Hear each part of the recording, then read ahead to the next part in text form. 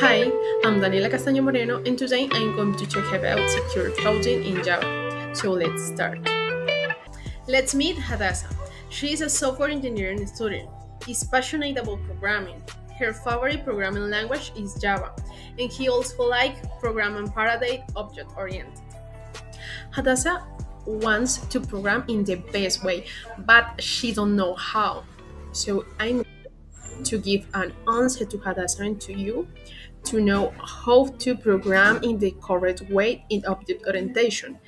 There are more, but today we are talking about two very important objects, that is object 9 and object 2 of the chapter 5 of the CERT, that is standards about secure coding. Compare classes and not class names. Two classes are the same if they are loader but the same class loader. On the other hand, two classes are distinct if they have the same name but they are in distinct packages. If the comparison is performed correctly, the code could assume that the two objects are the same class when they are not. As a result, class name must not be compared. As we can see in the first graphic, we see that the classes are compared but class names that is incorrect. In the graphic with the blue border, we see the correct secure code about it.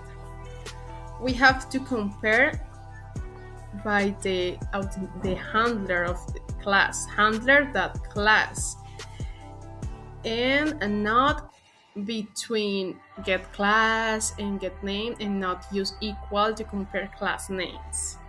Compare classes, not class names. Also, there are other examples about it. For example, a variable x, get class, get name equals, they also are comparing but the class name that is incorrect. And other way to solve this problem is about compare classes but not the name, only the class, like x.getClass equal j dot get class, not class name, classes, only classes.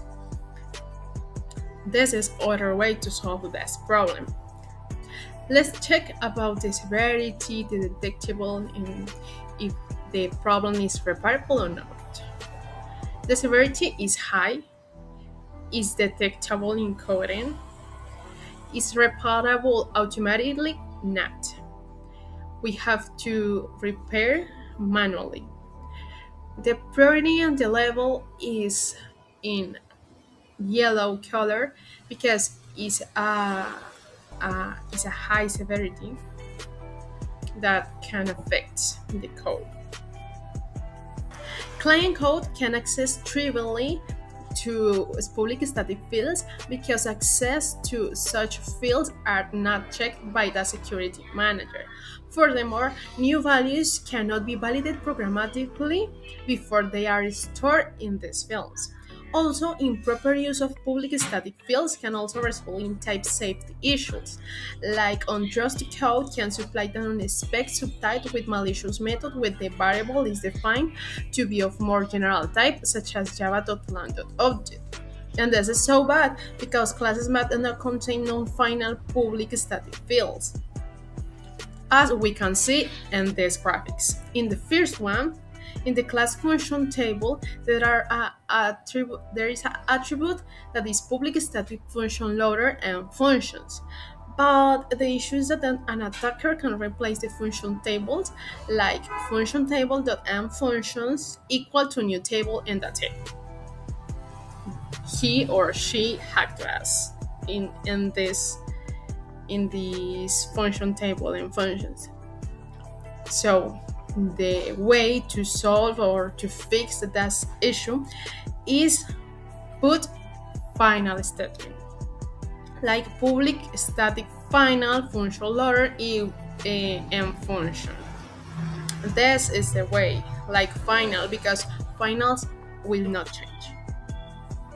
Other examples is this about this long variable is defined like public static long serial version UID, and this is the UID, the long number, but this number doesn't change.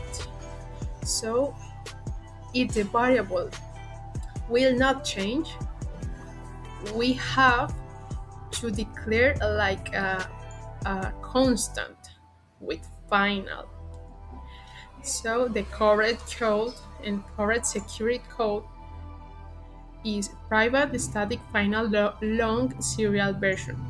And this variable is a constant, they will not change. The severity is medium. The detectability, yes, is detectable. Is repairable automatically? No. We have to change the code manually. And the priority is also yellow because the severity is between medium and high. It's not a lower problem. And finally, I want to give to you this advice. We are the human firewall. Cybersecurity starts with you. Thank you.